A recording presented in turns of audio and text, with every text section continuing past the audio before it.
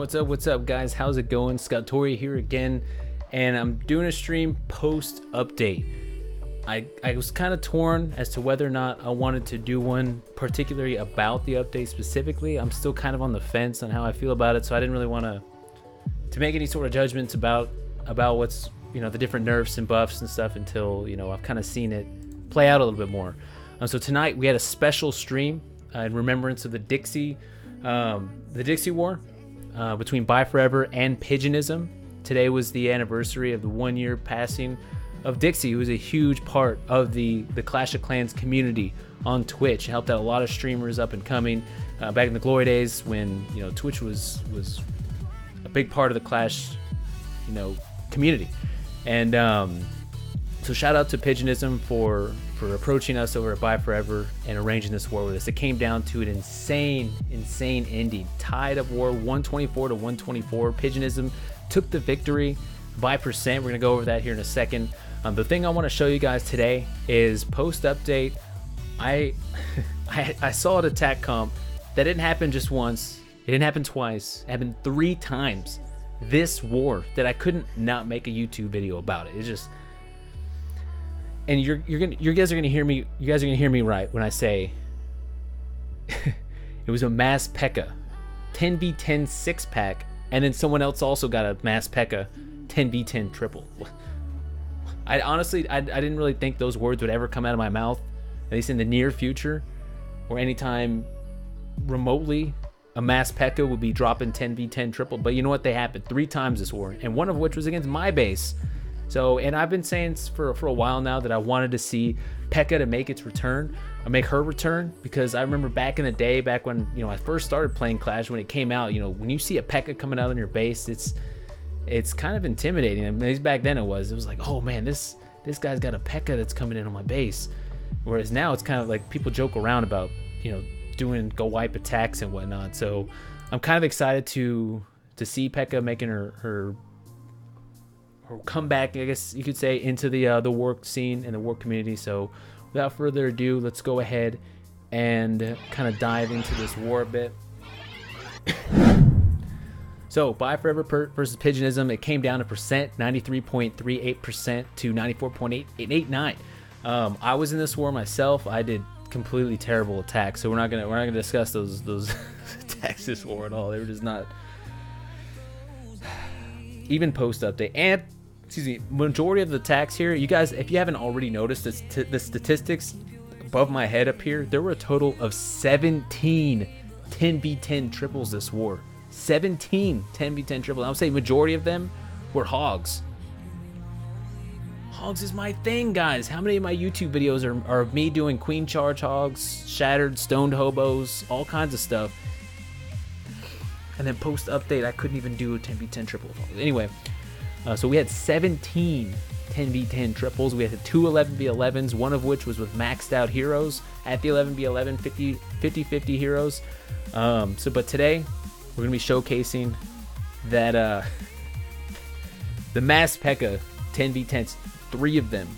So I'm gonna start out with, we're gonna showcase Karma's. I think he was the one that did the first one. Let me verify the first replay here.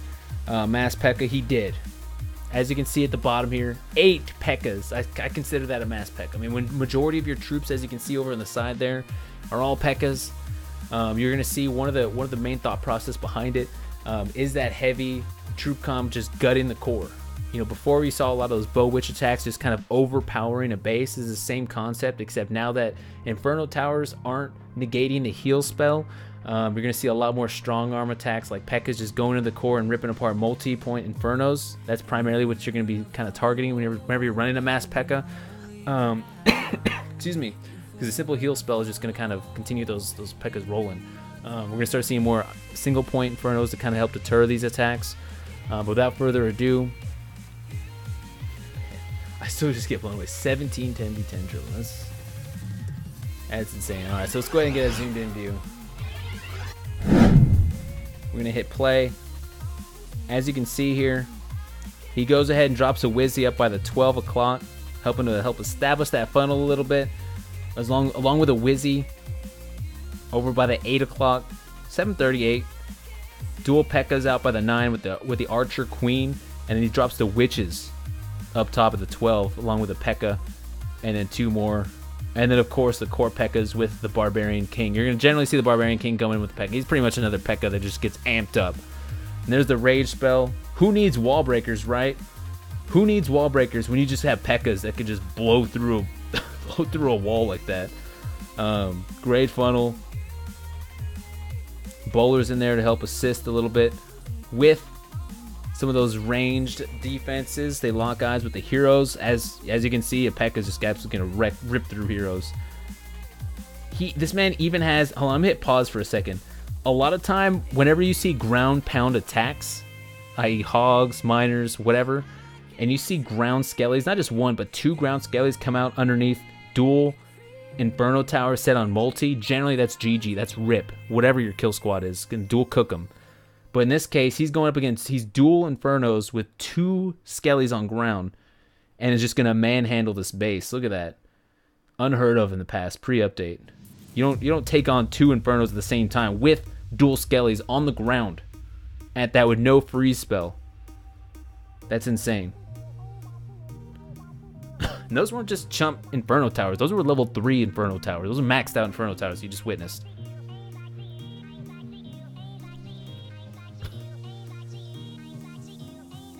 Alright, so at that point, it's GG. Plenty of Pekkas on the board. He even has his Queen and his King still alive. That's how you know an attack is OP. You got both your heroes alive and still running. Especially a lot of these strong arm attacks like Bow Witch and stuff. Generally, your heroes don't quite make it to the very end. You know, maybe the Queen, but have both of them still standing. Alright, so the next one that occurred, we'll show the attack on my base last. But Neutron, this dude got a 10v10 6-pack. This attack right here, what you're watching, was fresh. 10v10 6-pack. This one was fresh. My base took about four attempts on it before it was tripled. But this was freshly hit with Pekkas. Both of his attacks Pekkas. And generally, guys, I will kind of note, with a base layout like this, he's got a lot of his defenses and stuff kind of condensed and clustered there, allowing for those Pekkas just kind of target him just back to back to back. Kind of similar to how miners are, except you wouldn't really run miners into dual Infernos like that, especially with CC where it's at. This is actually a perfect example of utilizing Pekkas with a Golem CC. A lot of times with these lower weight 10s, you're going to see Golems coming out of the clan castle to help deter those miner attacks. Whereas, as you can see, the Pekkas just rip apart a Golem. There's no do-how there. And it's, once again, there's no wall breakers. Pekkas just blow through the walls, especially some of these lower weight 10 walls. Those pretty much have Town Hall 9 walls. And then more Skellies coming out, just wreaking havoc, man. Absolutely brutal. Beautifully executed. I like this. I actually was not salty. I know I said it on stream tonight on Twitch, that it's kind of like watching Anchorman. You know what I'm saying? When he's like, you ate the entire wheel of cheese. You open up the refrigerator and ate the entire wheel of cheese. I'm not even mad. I'm impressed. That's exactly how I felt when my base was tripled by Mass Pekka. I wasn't even mad. I was impressed. Mass Pekka coming in. It just made me think of Anchorman. All right, we're gonna hit ×2 on it. Absolutely beautiful. I like seeing new metas, new comps, win or lose. 10v10, anytime something new is introduced, I absolutely love it. Absolutely. And then we're gonna go the last one on my base. I'm sorry guys, I wish I would love to showcase all 17 10v10 attacks that happen this war. It's just, that's way too many attacks for any type of YouTube video. Yeah, we're gonna kind of focus on the Pekkas. I know I keep bringing it up. You got to give a shout out to Pigeonism for putting that many triples on the board. That's just insane. That's nuts. You're gonna kind of see some consistency here. We got Witches, Bowlers, kind of helping to pair with those Pekkas. Got to be max in order to strong arm bases like this. You know, I had a CC Golem. My base is actually designed to help defend against miners. And it generally holds up pretty well. I mean, being a lower weight 10, in post update time frame to defend 4 attacks, it's pretty, I felt pretty good about it.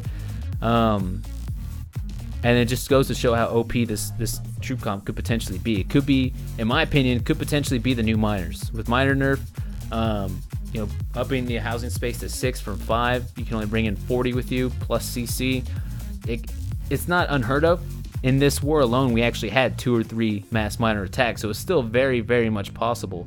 It's just gonna be a little bit less prevalent. We could start seeing the rise of Pekkas being utilized in some of the lower weight 10s, especially with just being able to brutally just strong arm them.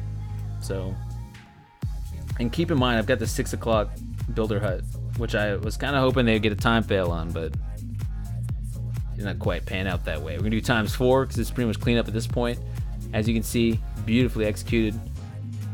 And here's the thing too, compartments. I'm gonna hit pause for a second. We're not worried about like where we should drop jump spells and all that. Pekkas just they just cut through walls wherever they want to go. Like, we're not worried about jump spells. Yeah, that means you can actually bring more rages, more heals, because it doesn't really matter where your jump spell, like, you don't need them. Pekkas are going to do the work. They're going to carve through the base how they need to carve through it. Oof. Alright, so without further ado, hopefully you guys enjoy those streams. And once again, shout out to the legend. #Dixie. Clash on Twitch is not ever going to be the same, without him.